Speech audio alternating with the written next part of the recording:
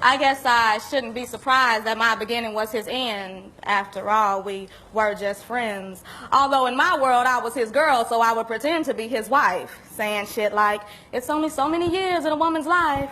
Right, so I gave him 3. Yet he had the audacity to step to me on this Donnell Jones, I don't know where I want to be type shit.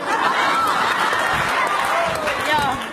It wasn't supposed to be like this. He hit me with the forehead kiss, told me life was a journey and he was ready to explore this shit. And I was pissed. To me, he was a hypocrite, like a fake preacher in the pulpit, and he left me sick.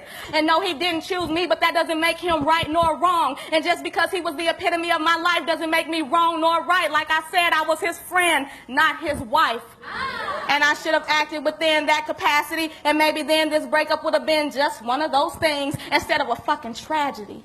And all that time I spent mad at him, hell, I should have been mad at me.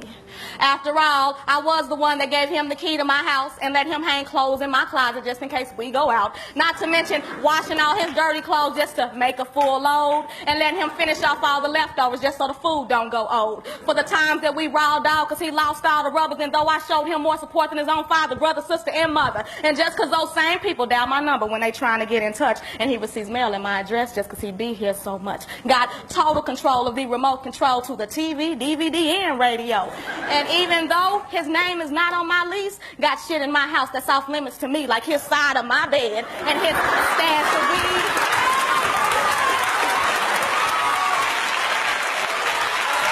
But none of this obligates him to me, because not once did we exchange vows. And if I knew then what I know now, I probably would have listened when he said it was some shit he had to get up out his system. But see, I was too busy bitching, jumping bad like I was gonna hit him, because in the back of my mind, all I could fathom was how much I was gonna miss him. But just because I'm crying, y'all, don't mean that I'm the victim. Just means I was scared to let him go because some other chick might get him. And that was my fault, because it was my decision. I should have never put my heart in my mind's position. But I couldn't shake him. He was like a bad habit. And all this for a nigga that was just average, doing average nigga shit. And all this for a nigga that was average, doing average nigga shit, like talking out the side of his neck and thinking with his dick. But I must admit, he's the one I wanted to commit, so either I wasn't living up to my potential or I was just the average chick.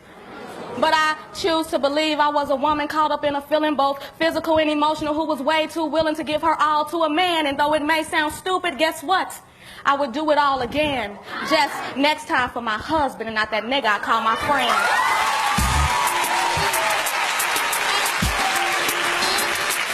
Give it up for Dana, y'all.